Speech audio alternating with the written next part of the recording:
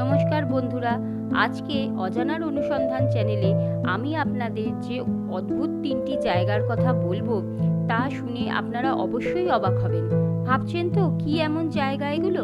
তাহলে শুরু করা যাক। প্রথমেই বলবো এমন একটি গ্রামের কথা যেখানে কোনো অপরাধ হয় না। হ্যাঁ, ঠিকই শুনেছেন, কোনো অপরাধ নেই, কোনো জেল নেই। এই গ্রামের মানুষ কোনো রকম অন্যায় বা অপরাধ করতে ভয় পান। ভাবতে পারছেন, আজকের দিনে যেখানে ক্রাইম একদম জলভাত হয়ে দাঁড়িয়েছে, সেইখানে দাঁড়িয়ে এমন মানসিকতা সত্যি অবিশ্বাস্য। স্থানটি হল মহারাষ্ট্রের আহমেদনগর জেলায় অবস্থিত শনি সিংনাপুর গ্রাম। এখানে কোনো বাড়ি, দোকান, প্রতিষ্ঠান, ব্যাংক, থানা, কোথাও কোনো দরজা নেই। কেবলমাত্র দরজার চৌকাঠ রয়েছে, কিন্তু কোথাও কোনো দরজার পাল্লা নেই বা কোনো রকম তালার ব্যবস্থা নেই। তালা ও দরজাবিহীন এই গ্রামটি তার অনন্য ঐতিহ্যের জন্য বিখ্যাত। এই স্থানটি একটি তীর্থস্থান। এখানে ভগবান শনিদেব বিরাজ করেন। গ্রামবাসীরা মনে করেন শনিদেব স্বয়ং এই গ্রামকে রক্ষা করেন। শতাব্দীর পর শতাব্দী ধরে এই গ্রামে কোনো রকম চুরি, ডাকাতি বা কোনো রকম অপরাধ সংঘটিত হয়নি। মানুষের বিশ্বাস, অপরাধীকে শনিদেব স্বয়ং শাস্তি দেন। এখানে শনিদেবের মন্দিরে কোনো পুরোহিত থাকেন না।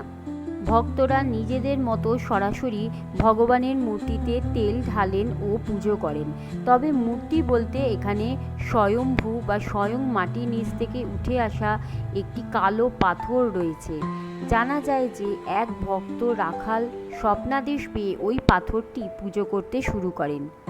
এই গ্রামে নাকি কখনো খুন, দাঙ্গা, ধর্ষণ, ডাকাতি ইত্যাদি কোনো বড় ধরনের অপরাধ সংঘটিত হয়নি।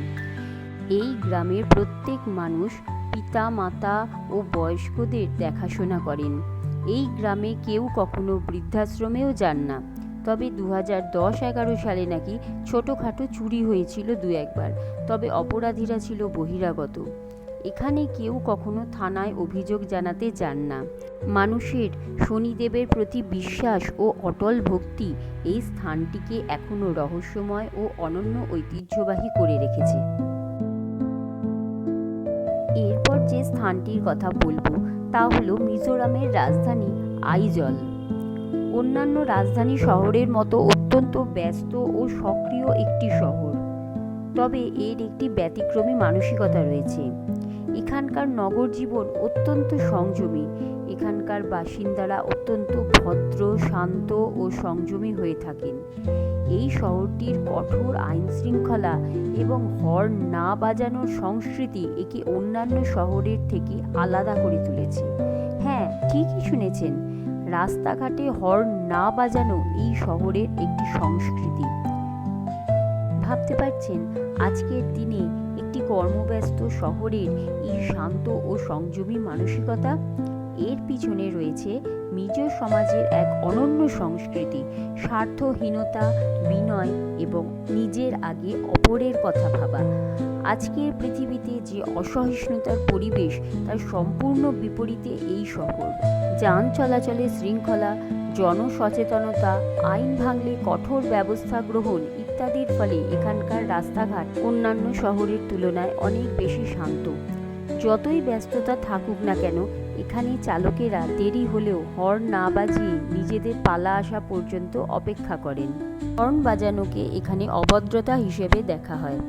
এই সামাজিক অভ্যেসটি এই শহরের একটি পরিচয় হয়ে উঠেছে। এই শহরকে তাই বলা হয় নো হর্ন সিটি বা সাইলেন্ট সিটি। এরপর যে গ্রামটির কথা আমি বলবো সেটি হলো কর্ণাটকের মাত্তুর গ্রাম। এই গ্রামটি ভারতের এমন একটি গ্রাম যেখানকার বাসিন্দারা নিজেদের মধ্যে সংস্কৃত ভাষায় কথা বলেন। হ্যাঁ, সংস্কৃত ভাষা। ভাবতে পারছেন, আজকের দিনে একটি প্রাচীন ভাষাকে বাঁচিয়ে রাখার জন্য পুরো গ্রাম কতটা চেষ্টা করছেন। এদের এই মানসিকতা সত্যিই অবিশ্বাস্য এবং ব্যতিক্রমী।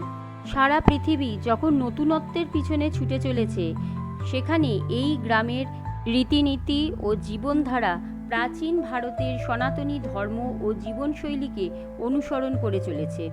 এই 21 শতকে দাঁড়িয়েও যা খুব অদ্ভুত লাগে।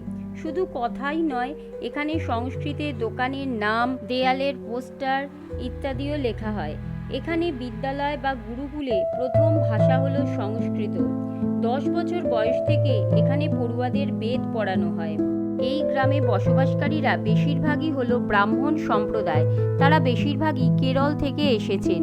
জানা গেছে যে প্রায় 40 বছর আগে 10 দিনের জন্য একটি সংস্কৃত ওয়ার্কশপ শুরু করেছিল সংস্কৃতি ভারতী নামে একটি সংস্থা। সেখান থেকেই এই ভাষার প্রতি একটা অন্যরকম ভালোবাসা তৈরি হয়েছিল এই গ্রামের বাসিন্দাদের। তারা অত্যন্ত শ্রদ্ধা ও ভালোবাসার সাথে প্রাচীন এই ভাষাটিকে গ্রহণ করার সিদ্ধান্ত নেন ও এই ভাষায় কথা বলা শুরু করেন। বন্ধুরা, ভিডিওটি আপনাদের কেমন লাগলো অবশ্যই কমেন্ট করে জানাবেন।